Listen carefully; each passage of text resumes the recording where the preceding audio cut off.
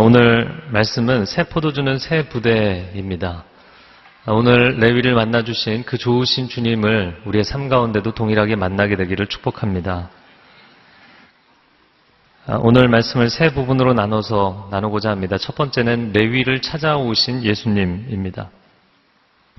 오늘 누가복음 5장의 마지막 부분인데요. 누가복음을 보면 네 가지 사건으로 구성이 되어 있습니다. 두 번의 콜링, 부르심의 사건과 그리고 두 번의 치유 사건입니다.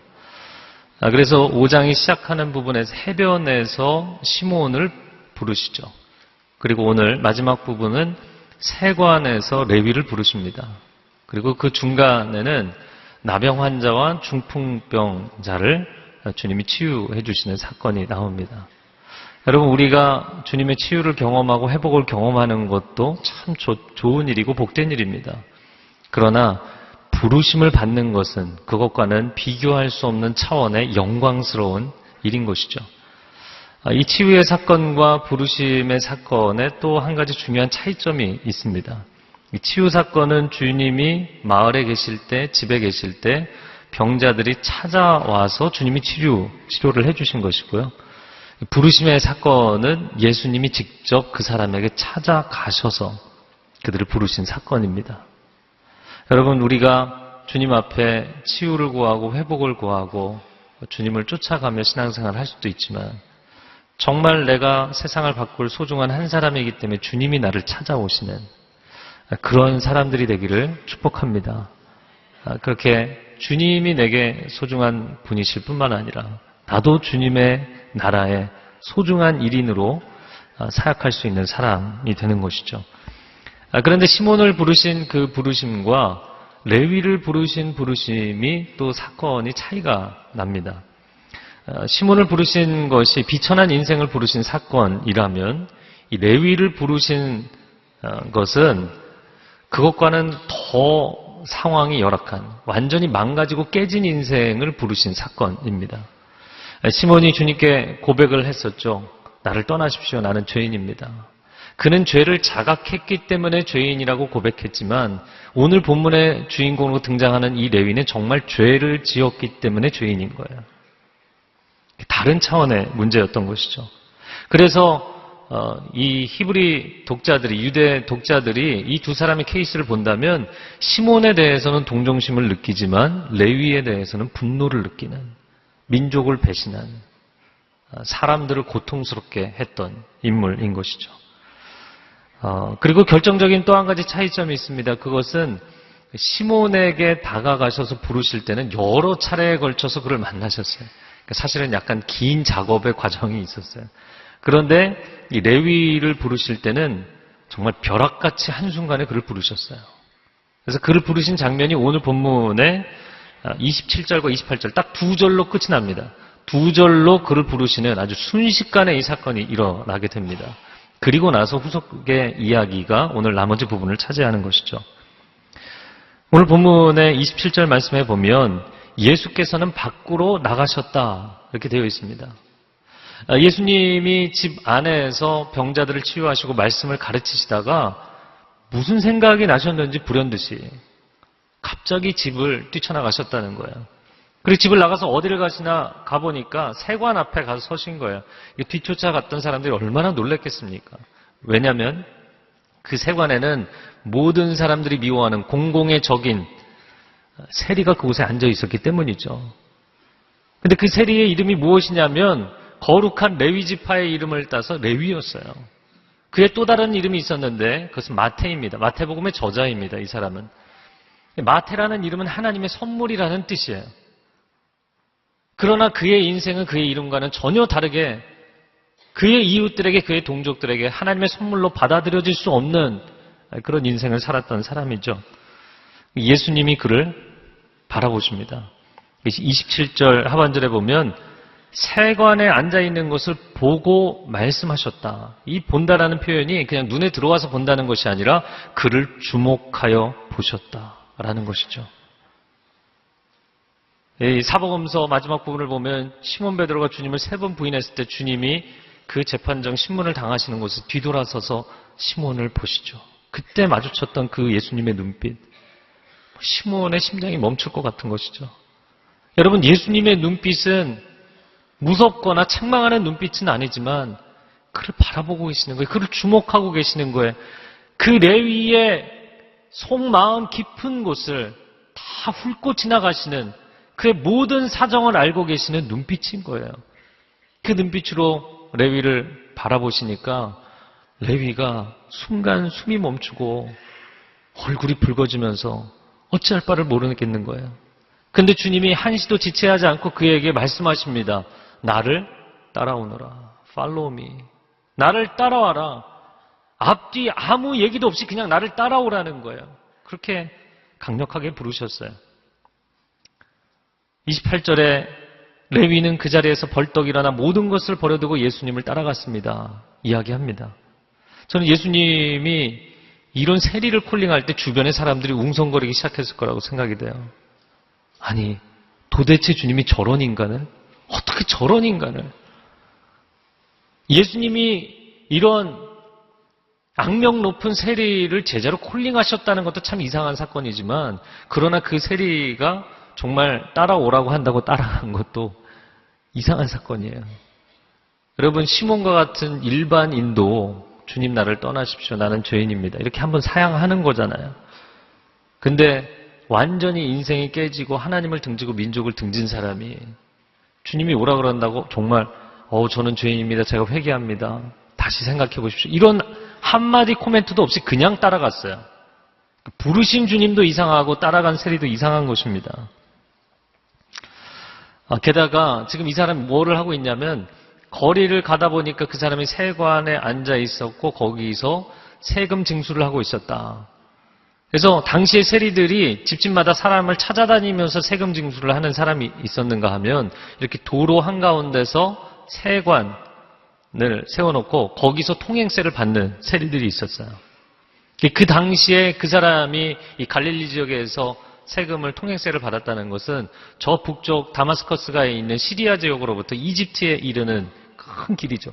그 하이웨이 상에서 톨비를 받는 부스에 앉아서 지금 통행세 받고 있는 거예요. 근데 예수님이 그 부스에 가갖고 너 나 따라와라.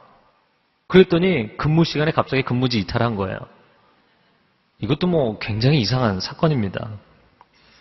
그런데 저는 이 본문을 묵상할 때마다 그 주님의 눈빛, 그 주님의 얼굴, 그 주님의 마음, 그 주님의 열심, 묵상할 때마다 너무나 우리 주님이 좋습니다. 예수님은 그의 영혼 깊은 곳에 있는 갈망을 보고 계셨던 거예요.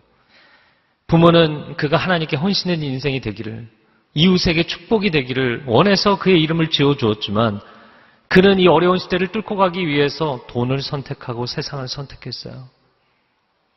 로마 제국의 하수인으로 민족의 배신자로 백성들의 혈세를 뜯어서 자기 주머니에 착복하는 그 인생을 살며 온갖 조롱과 멸시와 욕을 먹으면서도 이 시대에 생존하려면 어쩔 수 없는 거예요. 이 세관을 떠날 수 없는 거예요. 그렇게 주저앉아서 사는 것입니다. 그런 그를 주님이 부르셨고 그는 따라갔어요. 여러분, 시몬 베드로처럼 예수님을 여러 차례 만났기 때문에 인간적으로 서로 아는 관계였던 것도 아닙니다. 오늘 그냥 처음 만난 거예요. 처음 만남에서 그냥 한마디 듣고 따라간 거예요.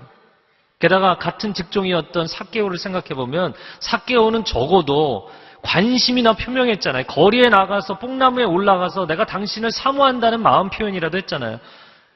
이 레위는 그냥 세관에 주저앉아 있던 사람이에요. 나 같은 인간이, 나 같은 인생을, 비천한 인생을 살면서 주님을 향한 마음이 있어도 그걸 표현할 수 없는, 그 세관 밖으로 빠져나올 수도 없는 그런 인생을 살고 있는 사람입니다. 그런데 주님은 그런 인생을 보고 계시는 거예요. 세관에 앉아서 정말 그 돈을 얻기 위해서 자기 영혼을 깨뜨리고 자기 영혼을 팔면서 살지라도 언젠가는 나도 가치 있는 인생을 살고 싶은 마음, 그런 마음이 있다는 것, 그것이 모든 사람의 동일한 마음이라는 것 주님이 알고 계시는 것이죠. 시몬이 생계를 책임져야 되기 때문에 그 해변에 주저앉아서 한숨만 내쉬고 있을지라도 그 안에 엄청난 열정을 가진 사람이잖아요. 그 열정으로 하나님의 나라를 위해서 숨차게 달려보고 싶은 마음이 있다는 것 주님은 보시는 거예요. 사람들은 외모를 보고 그 사람을 판단하고 낙인 찍지만 우리 주님은 그렇게 하지 않으신다는 것입니다. 그 영혼 밑바닥에 자기조차도 그런 마음이 있는지 알지 못하는 그 영혼 밑바닥에 있는 진실을 주님은 퍼올려 주시는 분이세요. 할렐루야. 너무나 좋은 분이신 것이죠. 그렇게 우리 인생에 찾아와 주시고 나를 불러주시고 인생의 새로운 길에 들어설 수 있도록 만들어주시는 주님. 여러분, 주님이 왜 앞뒤 없이 그냥 단도직입적으로 그를 불러내셨을까요? 저는 이 장면이 마치 지금 맥박의 헐빛이 갑자기 멈춰서 심폐소생술을 해야 되는, 전기 충격을 가해야 되는 그런 상황에 놓여 있는 사람을 지금 급하게 응급실에서 살려내는 장면이라고 보입니다. 이 사람 자기 힘으로 여기 못 빠져나옵니다. 자기 마음 가운데 맴도는 소원은 있을지 모르지만 스스로 이 자리를 못 빠져나오는 사람이에요. 주님이 거기 가서 끄집어낸 겁니다. 이 사람 자기 스스로 그 인생을 벗어날 수 없기 때문에 레위야, 너 거기 세관에 주저앉아 있지 말고 나를 따라와라.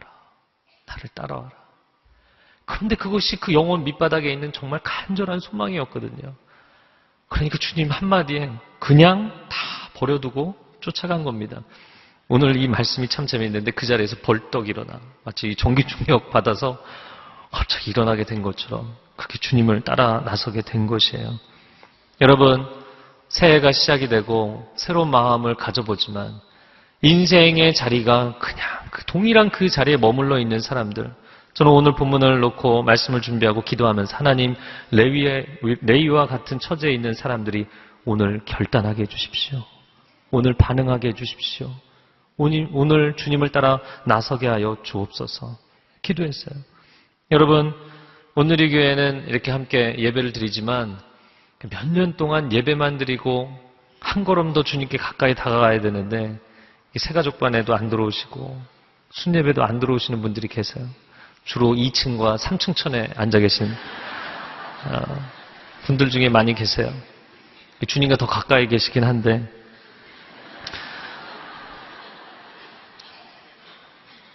예배만 드리고 1년 내내 예배만 드리고 아직 공동체에 들어오지 않으신 분들은 결정하십시오. 오늘 이 주님의 음성이 Follow me. 그럼 내가 주님을 따라가면 그 다음에 어떻게 해주실 겁니까? 조건을 붙이지 말고 Follow me. 그냥 나를 따라와라. 내가 너의 필요를 알지 않니? 나를 따라와라. 그 주님의 음성에 반응할 수 있으면 그 다음은 주님이 우리의 인생을 책임져 주실 줄로 믿습니다. 오늘 본문의 두 번째 부분입니다. 예수님을 위해 잔치를 열라. 이 레위가 예수님을 쫓아갔어요. 그런데 아마도 쫓아가니까 예수님이 그런 제안을 하신 것 같아요. 야, 레위, 너네 집에 가자. 너무 신난 거야. 저야 좋죠. 그러면서 레위가 예수님을 위해서 오늘 29절 말씀에 예수를 위해 자기 집에서 큰 잔치를 열었다. 이렇게 돼 있어요. 근데 큰 잔치가 헬라어 원어상으로 보니까 메가, 리셉션은 이렇게 환영식이잖아요. 근데 헬라어 단어 자체가 메가더라고요. 메갈렌이라는 헬라어인데 메가예요. 그러니까 어마어마한 사이즈의 환영 행사를 마련을 한 겁니다. 여러분, 예수님의 마음이 어떨까요? 이 죄인들이 이렇게 득실거리고 부담스럽다. 이러셨을까요? 아니요, 예수님 마음이 너무나 즐거우셨어요. 자기 백성에게 오셨는데도 그 백성들이 영접지 아니하였는데 이 한 사람 죄인이 그의 영혼의 밑바닥에 그 진실을 주님이 알아봐 주셨다고 자기 친구들을 다 불러 모아서 아름다운 잔치를, 성대한 잔치를 연 것입니다. 그리고 자기 동료들을 불러 모읍니다. 근데 동료라고 해봤자 다 유유상종이니까 그냥 세리와 죄인들을 불러 모았어요. 예수님이 그들과 함께 29절 하반절에 보면 함께 음식을 먹고 있었습니다 라고 돼 있는데 헬라어 단어상으로는 모로 누워 계셨다 이 표현이에요. 모로 누워 있는 건 유대인들의 전통 식사 방식이잖아요. 아주 친한 사람들과 오랜 시간 동안 교제하며 식탁에 나눔을 할 때 사용하는 단어예요. 이 모로 누워서 이 죄인들하고 이렇게 다 누워서 식사를 하고 있는 장면입니다. 한 가족처럼. 근데 이 장면에서 재밌는 것은 예수님이 이 사람들을 모아놓고 자 너희들 앞으로 인생을 새롭게 산다고 여기다 각서 써라. 뭐 결단해라. 설교하거나 훈계하거나 가르치신 게 하나도 없었어요. 그냥 그들과 어울려 주셨어요. 그들의 친구가 되어 주셨어요. 제가 만약에 그 자리에 앉아 있었다면 오고 가는 대화가 좀 이렇게 부담스러웠을 것 같아요. 사람들의 이 말이 얼마나 거칠었겠습니까? 그리고 이 사람들이 얼마나 세속적인 대화를 나눴겠어요. 그런데 그런 사람들을 바라보시면서 예수님이 마냥 좋으신 거예요. 마냥 좋으신 거예요. 그러니까 그걸 바라보고 있는 종교 지도자들이 막 속이 뒤틀리는 거죠. 그 오늘 본문에 저는 그 예수님의 마음을 잘 표현한 이 구절이 있다고 생각이 됩니다. 그것은 사실 29절에 세리들과 죄인들이라고 표현하지 않고 세리들과 다른 사람들이라고 표현했어요. 이 사건을 마태복음과 마가복음에서도 기술하고 있는데 자기의 이야기잖아요. 자기 이야기에 해당되는 마태조차도 세리들과 죄인들이라고 썼어요. 네. 먼저 자기 너무나 당연하게 그렇게 고백을 했어요. 마가도 그렇게 이야기했어요. 그런데 유독 누가만 세리와 다른 사람들이라고 표현했어요. 이게 주님의 마음인 거죠. 너가 죄인인 것을 알지만 내가 앞으로 너를 죄인이라 부르지 않겠다. 너는 죄인으로 살지 않을 것이다. 지금까지는 죄인으로 살았지만 그러나 너희들의 인생이 새로워질 것이다. 그게 주님의 마음인 거죠. 제가 처음에 파워웨이브 중고등부 사역을 했을 때인데요. 그때 한 1년을 저희가 준비를 하고 기도를 해서 파워스테이션이라고 그 청소년들이 정말 행복하게 예배드릴 수 있는 자리를 마련했었어요. 1시간 앞부분에 찬양을 하는데 모던 월십, 그들의 눈높이에 맞는 현대식 음악으로 그렇게 찬양을 하는 거예요. 막 춤추며 기쁘게 찬양하는. 그래서 그런 집회를 마련을 했더니 첫날 집회에 머리를 노랗게 한 고등학교 남학생 2명이 킥킥거리면서 이제 막 들어오더라고요. 근데 애들이 아니나 다를까 2층 구석에 가서 앉아서 떠드는 거예요. 근데 얘들이 뭐가 좋았는지 다음날 집회, 연 이틀 집회였는데 다음날도 나타났어요. 얘들이 급기야 은혜를 받은 것 같아요. 주일날도 나타났어요. 원래 저희 교회 다니는 학생들이 아닌데. 근데 너무 은혜를 많이 받았는지 머리가 까매졌더라고요. 근데 저는 그 아이들이 노란 머리를 하고 들어오는데요. 그리고 예배 시간 내내 떠드는 너무나 사랑스러운 거예요. 여러분 그 머리를 하고 갈 데가 얼마나 많습니까? 근데 갈 데가 없어서 왔겠습니까? 그들이 그래도 하나님을 향한 마음이 있기 때문에 온 거잖아요. 너무나 사랑스러운 거예요. 교회에 보면 가끔 이렇게 정말 교회에 완전히 처음 오신 분들이 계세요.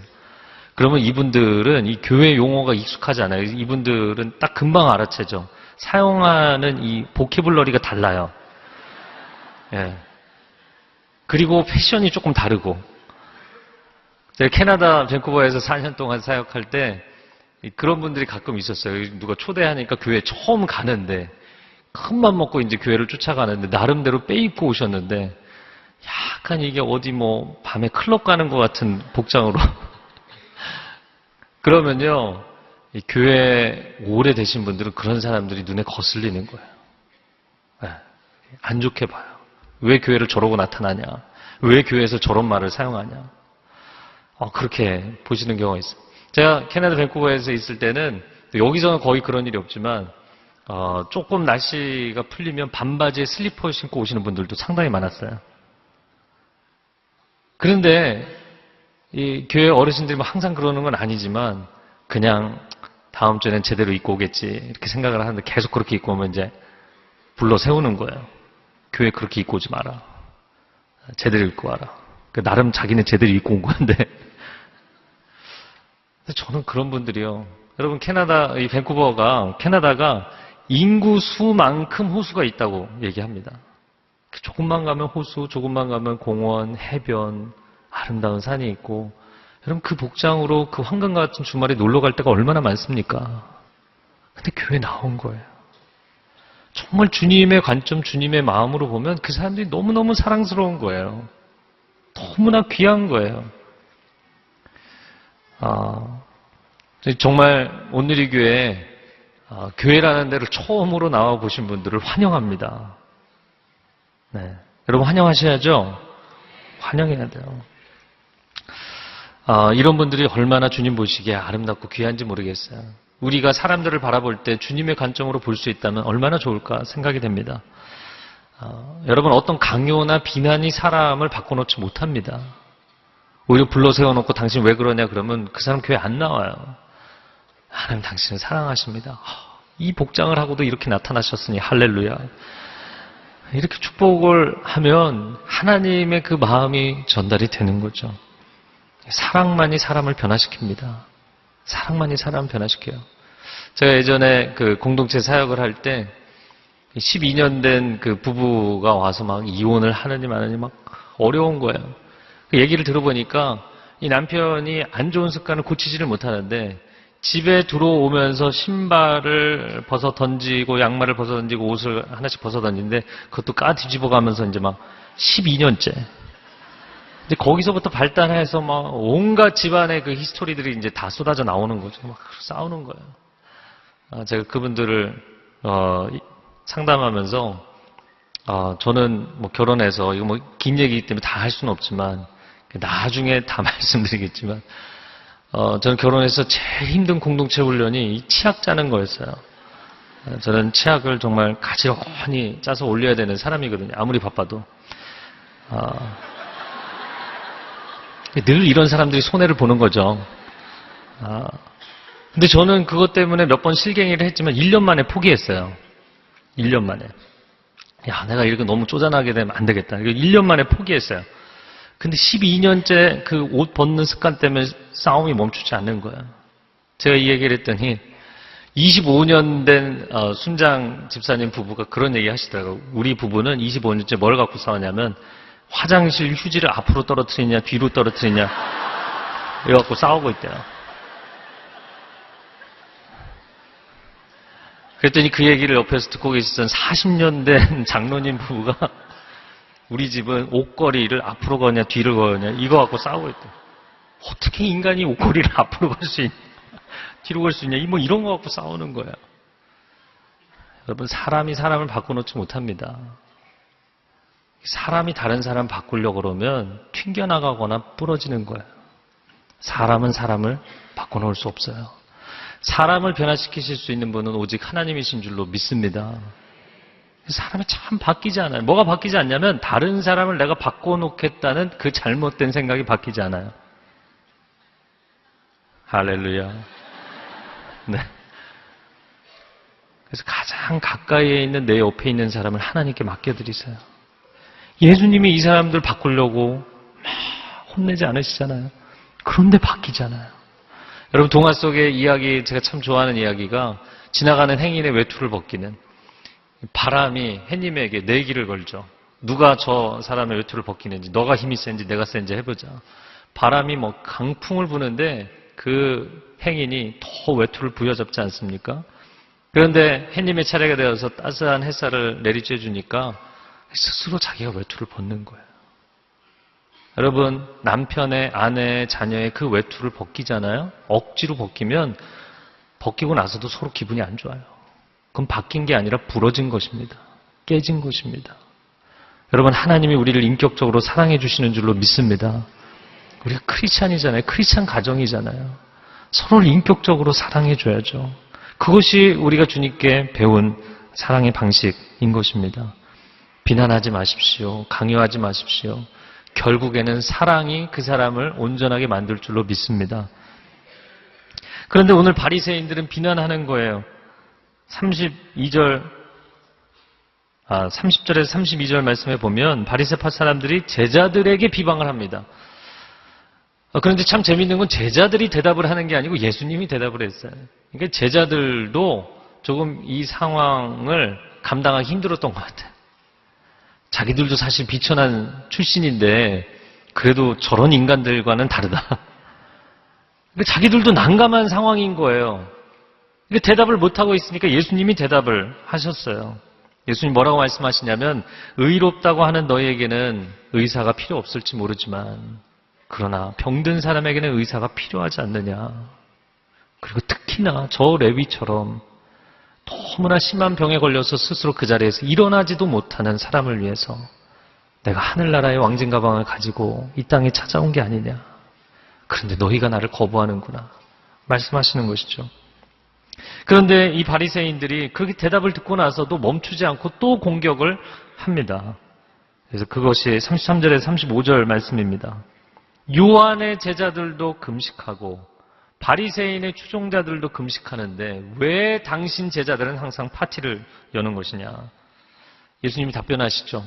신랑과 함께 결혼 잔치를 벌이고 있는 동안 어떻게 금식을 하겠느냐.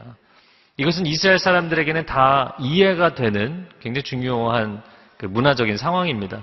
이스라엘 사람들이 피로연을 7일 동안 일주일 내내 피로연을 하는 거예요. 그리고 이 피로연 기간에는 금식일이 찾아와도 금식하지 않아요. 그러니까 이 잔치가 너무 중요한 거예요. 이 결혼을 축복하고 기뻐하는 것이 너무너무 중요한 거예요.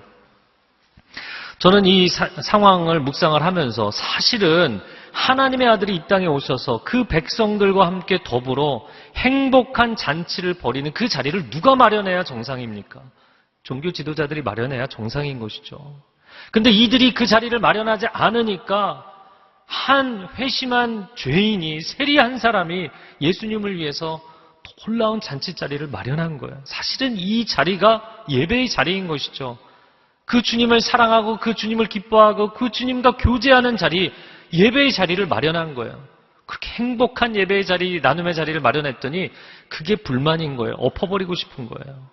그 자리를 준비해야 될 사람들이 그 자리를 엎어버리고 싶은 거예요. 막고 싶은 거예요. 뭐가 그렇게 좋냐는 거예요. 뭐가 그렇게 좋아서 너희들끼리 히히덕거리고 있느냐고 막 비난하는 것입니다. 저는 청년부 사역을 했기 때문에 결혼식을 정말 많이 했어요. 그래서 서울의 웬만한 결혼식장은 제가 다 가봤어요. 그래서 직원들이 바뀐 것까지 제가 알아보고 온 지 얼마 안 됐군요. 이렇게. 그런데 여러분 결혼식을 하다 보면 정말 얼마나 그 한 번의 결혼식을 위해서 애를 쓰고 준비합니까? 근데 그 결혼식을 갑자기 망치는 예상외의 변수들이 등장합니다. 근데 결혼식을 망치는 사람들이 누구냐면 전혀 망칠 것 같지 않은 사람들이 망쳐요. 누가 망치냐면 결혼식장, 예식장 직원, 신부 도우미 이런 사람들이 망쳐요. 내 결혼식이 아니잖아요. 일일 뿐이잖아요, 자기들은. 그래서 오후 타임 2시, 4시, 5시 이런 결혼식 되면 막 짜증이 얼굴에 가득하고 대충대충하고 불친절하고 뭐 도와줘야 되는데 사라져버렸어, 도우미가. 뭐 이런 일들이 굉장히 많습니다. 여러분, 교회가 어떤 곳입니까? 교회는 하나님과 사람들이 행복하게 만나는 만남의 장소인 줄로 믿습니다. 그런데 이곳이 행복해야 되는데 이곳에서 막 이렇게 즐겁게 웃으며 주님과 교제하면 당신 왜 교회에서 우아하지 못하게 그러고 있냐? 좀 차분하게 예배드리면 안 되겠냐? 이렇게 얘기하는 거예요. 찬물을 끼얹는 거예요. 여러분, 예배가 하나님과의 만남이 본질입니다. 문화적인 표현 양식은 다양할 수 있어요. 어떤 사람은 침묵 기도를 좋아하고 어떤 사람은 통성 기도를 좋아하고 이거 뭐 다 다른 거예요. 어떤 사람은 일단 찬양하면 막 일어나서 춤을 춰야 되고 어떤 사람은 얌전히 예배를 드려야지 예배에 집중이 되고 다 다른 거예요. 저는 가정 예배 드리면서 저희 첫째는 좀 진중하지만 둘째는 가벼워요. 그래서 찬양하기 시작하면 이제 뛰어다녀야 돼요. 제가 앉으라고 하지 않습니다. 막 뛰어다녀요. 춤을 춰요. 여러분, 하나님 앞에 행복하게 예배드리는 것이 좋은 것이잖아요. 제가 한 10년 전에 요셉 청년부 담당할 때입니다. 서빙고 요셉 청년부가 토요 저녁 예배를 드리는데 예배를 드리다 보니까 어느 날부터 한 자매가 춤을 추는 자매가 등장했어요. 그래서 그것도 맨 앞에서 뱅글뱅글 돌면서 춤을 춰요. 긴 치마를 입고 와서 뱅글뱅글 돌면서 춤을 춰요. 저도 처음에는 좀 충격적이었어요. 한국 사람들이 저런 사람이 없는데, 근데 그 자매 이제 영어 예배 이렇게 왔다 갔다 하는 자매였어요. 그래서 약간 그런 편안한 프리스타일이었던 것 같아요. 그런데 몇 주 지나니까 장로님들이나 멘토님들이 컴플레인을 하는 게 아니고 불평하는 게 아니고 같은 청년들이 와서 저 자매를 멈추게 해라. 좀 자제시켜라. 이렇게 얘기하는 거예요. 몇 번 얘기를 제가 들었는데 제가 하나님께 질문했어요. 하나님, 제가 저 자매 춤추는 거를 멈춰야 되겠습니까? 근데 내가 하나님 앞에 다윗처럼 춤추며 예배하는 사람을 막을 아무런 권리가 없더라고요. 사실 그 자매가 다른 사람 방해하는 것도 아니었어요. 그리고 다른 사람 막 보라고 그런 거 하는 사람은 눈에 띄잖아요. 그게 다르잖아요. 정말 하나님 앞에 너무나 기뻐서 하나님 사랑해서 하나님 앞에 올려드리는 거였어요. 그 사람이 다른 사람을 방해한다면 멈추게 해야 되겠죠. 자기 혼자 춤추지 않고 막 앞에 있는 사람을 끌고 나와서 이러지 않았어요, 전혀. 그러면 여기서 다 함께 찬양을 하면서 내가 저렇게 하나님 앞에 기쁨으로 사랑하며 찬양하지 못하는 것을 부끄러워하는 게 아니라 저게 눈에 거슬린다는 거예요. 저걸 좀 멈추라는 거예요. 여러분, 우리의 예배가 너무 나이스해지지 않았습니까? 제가 새벽 예배 드릴 때도 그런 일들이 있습니다. 이렇게 저 사람을 좀 자제시켜라. 모 집사가 너무 크게 기도한다. 좀 자제시켜라. 그러면 제가 이렇게 보면서 이 넓은 공간 안에서 좀 떨어져 앉으시면 되지. 근데 또 본인의 자리를 사수하셔야 되는 거예요. 그리고 또 그 집사님 보니까 좀 어렵긴 하겠어요. 자기 집 얘기를 너무나 또박또박 생중계를 하니까 그거 듣는 재미에 그냥 재밌다가 막 화가 났다가 자기 기도를 할 수가 없는 거죠. 또 이 새벽마다 나와서 통곡을 하시는 분들이 계세요. 그러면 내가 저 사람 때문에 기도가 집중이 안 된다. 좀 저 사람을 좀 자제를 시켜라. 근데 저는 그것도 제가 개입할 문제는 아니라고 생각이 돼요. 물론 어떤 분은 10초마다 한 번씩 박수를 3번. 다른 사람이 기도하다가 자기 리듬을 잃어버려요. 그러니까 좀 다른 사람을 배려하실 필요는 있어요. 그러나 저는 이렇게 통곡하고 애통해하는 분을 보면서 좀 그런 생각이 드는데 저는 교회는 병원이라고 생각합니다. 오늘 예수님이 의사라고 표현하시잖아요. 병원 오래 다니고 주님 오랫동안 만나서 상황이 좀 질병이 호전된 사람이 있는가 하면 이제 응급실에 실려 들어온 너무 아파서 부르짖는 사람들이 있어요. 응급실에 들어온 사람 아파서 소리 지르고 있는데 그 입을 틀어막겠습니까? 저는 그럴 수 없다고 생각합니다. 그래서도 안 된다고 생각합니다. 왜 당신 소리 지르냐? 왜 당신 여기서 통곡하냐? 좀 교회에서는 점잖게 행동해라.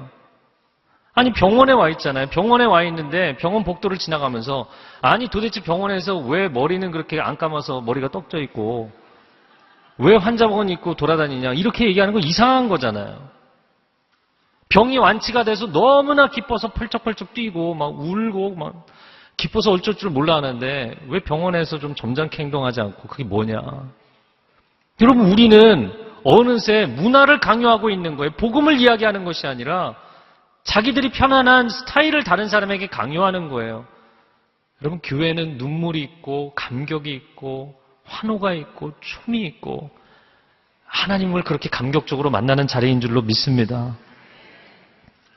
오늘 부분의 마지막 부분에 새 포도주는 새 부대에 담으라. 36절 말씀에 예수님이 그런 비유를 들어주십니다. 낡은 옷을 기우려고 새 옷을 자르는 사람은 없다. 여러분 낡은 옷을 유지해 보겠다고 새 옷 조각을 찢으면 새 옷도 망가지고 그리고 낡은 옷도 그 새 옷이 잡아당겨서 그것도 망가지는 것이죠. 그러니까 이 종교 지도자들은 율법주의라는 틀을 유지하기 위해서 하나님의 아들이 이 땅에 와서 그런 말도 안 되는 죄인들과 어울려 주시는 이 파격적인 은혜를 찢어버리고 싶은 거예요. 받아들일 수 없는 거예요. 그걸 포기하는 거예요.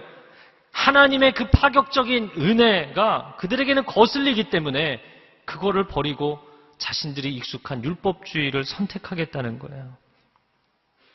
여러분, 예수님이 그 한 영혼 한 영혼을 향해서 사랑하는 마음을 품고 계시는 것은 보지 못하는 겁니다.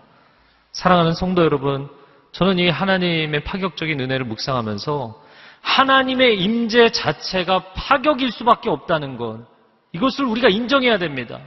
이 땅에 살아가는 인생들에게 하나님의 임재는 파격일 수밖에 없습니다. 시공간 속에 살아가는 인생들에게 영원의 개입은 언제나 파격입니다. 일상을 살아가는 삶의 관점에서 볼 때 하나님의 기적은 우리 인생의 파격이에요. 야베스의 기도에 내 지경을 하나님 넓혀주시기를 바란다. 이게 축복 기도로 끝나지 않습니다. 파격적인 하나님의 초대입니다. 익숙한 자리를 떠나지 않고 지경은 넓어지지 않아요. 그러면 파격적인 인생을 향한 하나님의 초대입니다. 그 초대는 받아들이지 않아요. 그러니까 지경이 넓어지는 건 원하는데 익숙한 곳을 떠나고 싶진 않아요. 기적도 원하고 은혜도 원하고 하나님의 음성 듣기도 원하고 감동적인 하나님의 역사를 체험하기는 원하는데 내가 익숙한 삶의 방식 떠나고 싶지 않다는 거예요. 포기하고 싶지 않다는 거예요. 그러면 결국에 내가 아무리 소원해도 이루어지지 않아요. 그리고 하나님이 이루어주시지 않았다고 이야기를 합니다. 여러분, 예수님이 오늘 사실 레위에게 파격적인 초대를 하셨죠. 순식간에 그에게 따라오라고 말씀하셨는데 그가 이 말도 안 되는 파격적인 제안에 파격적으로 수용을 합니다. 그리고 레위는 놀라운 은혜를 체험하게 되었고 민족의 수치로 인생을 살았던 사람이 그 민족에게 예수 그리스도의 생명의 복음, 구원의 복음을 증거하는 구원의 대열의 제일 끝에 구원받지 못할 사람으로 주저앉아 있던 세리 마태가 구원의 복음을 증거하는 천국 행렬의 제일 앞에 서 있는 사람이 되었어요. 신약 성경의 첫 번째 책을 쓴 사람이 되었습니다. 할렐루야. 여러분, 하나님께서 우리의 인생에 파격적인 은혜의 초대를 하실 때 받아들이십시오. 그것이 충격적일지라도 그 은혜의 초대를 받아들이는 사람을 하나님이 아름다운 길로 인도하실 줄로 믿습니다. 한 10년 전쯤에 하나님 저의 인생의 라이프 스타일을 완전히 바꾸시는 초대를 하신 적이 있어요. 서빙거에서 사역할 때 서점에 갔습니다. 책을 고르려고 들어갔는데 갑자기 벽에 있는 액자가 눈에 띄는 거예요. 그 액자가 왜 눈에 띄지? 무시하고 그냥 책을 골랐어요. 책을 고르고 있는데 액자가 나를 쳐다보고 있는 것 같아요. 제가 그래서 그 액자가 안 보이는 저쪽 코너로 움직였는데 여전히 그 액자가 나를 쫓아오면서 쳐다보고 있더라고요. 제가 좀 이상해진 건가요? 그래서 이상한 거예요. 그래서 그 액자가 가격이 어떻게 되냐고 10년 전인데 그때 가격으로 20만 원이 넘었어요. 되게 비싼 거잖아요. 아주 두꺼운 나무 액자인데 그걸 제가 사들고 왔어요. 도대체 무슨 생각인지. 그 집에 거실에 한가운데 걸어놨어요. 열심히 읽어봤어요. 시편 57편 8절 말씀, 내가 새벽을 깨우리로다. 저 새벽 예배 안 할 때였어요. 온누리 교회 교육자들이 뭐 새벽 예배 필수로 해야 되고 꼭 그렇지 않거든요. 여기 턴으로 돌아가지 설교자만 계속하지. 여러분, 근데 하나님의 말씀이 이상하게 감동이 올 때는 조심하셔야 됩니다. 제가 바로 그 2주 뒤에 서빙고 2부 새벽 예배 담당자가 됐어요. 그런데 그때로부터 하나님이 저의 인생에 놀라운 변화를 일으키기 시작하셨어요. 그 새벽을 통해서 저의 인생을 두드리시고 그리고 그 새벽 예배 가운데 나온 사람들의 인생을 만지기 시작하셨어요. 비전에 모여서 200여 명이 예배를 드렸는데 400명이 되고 600명이 되고 800명이 되고 그 비전홀에 수많은 사람들이 함께 예배드렸던 그 10개월은 큰 충격이었어요. 저에게는. 제가 밴쿠버를 갔습니다. 밴쿠버를 갔는데 이민교회는 주중에 안 모이잖아요. 새벽 예배를 갔더니 20명이 모여있더라고요. 그 다음 주에 50명, 그 다음 주에 70명. 4주째 될 때 저희가 특세를 했는데 교인이 240명일 때 220명이 나왔어요. 그리고 서로 너도 나왔냐? 서로 보고 은혜 받으시더라고요. 그리고 막 역사가 나타나기 시작하는데 온 교회가 기도하기 시작하니까 사람들이 하나님의 음성을 듣고 방언이 터지고 은사가 나타나고 25년 동안 그렇게 버티던 남편이 예수를 믿게 되고 고국에 남겨두고 온 그 부모님이 예수님을 영접했다고 갑자기 전화가 오고 막 역사가 나타나기 시작하는 거예요. 방황하던 자녀들이 방에 가만히 앉아있는데 하나님의 음성을 듣고 하나님의 부르심을 받게 되고 역사가 일어나더라고요. 여러분, 제가 얘기하고자 하는 건 새벽 예배를 나오세요. 이 한 얘기를 하려고 지금까지 얘기한 건데 새벽 예배 사실은 나의 힘으로 능으로 감당 못합니다. 그 며칠만 해봐도 막 땅이 막 솟아오르고 막 정신없습니다. 근데 제가 이 얘기를 왜 하냐면 우리가 익숙한 라이프 스타일을, 생활 방식을 내가 하나님의 은혜를 체험하기 위해서 완전히 바꿔보겠습니다. 이 도시에서의 삶은 야행성이잖아요.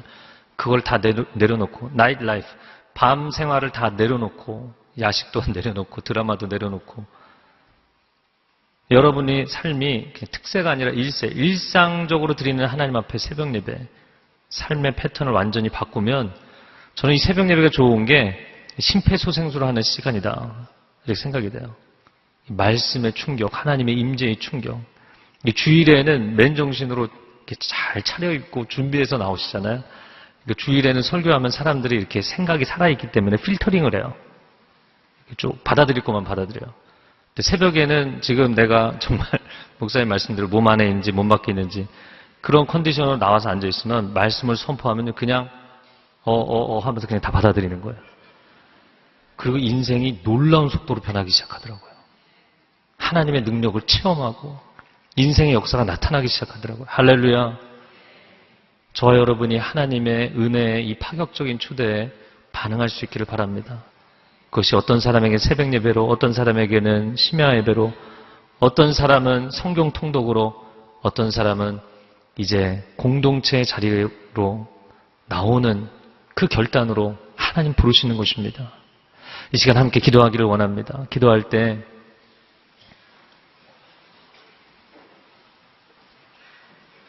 사랑하는 주님, 세관에 주저앉아 있는 레위를 불러주시는 그 주님의 마음이 너무나 좋습니다. 자기 힘으로 스스로 일어날 수 없는, 내가 이 패턴으로 살면 안 되는데, 이런 영적인 매너리즘에 빠져 있으면 안 되는데, 일어나야 하는데 도저히 스스로 일어날 수 없는 레위와 같은 상황에 놓여 있는 사람들, 이 시간 불러 주시옵소서. 이 시간 우리의 심령을 일으켜 세워 주시옵소서.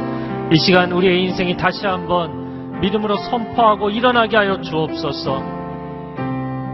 그 고백으로 나아가는 사람들,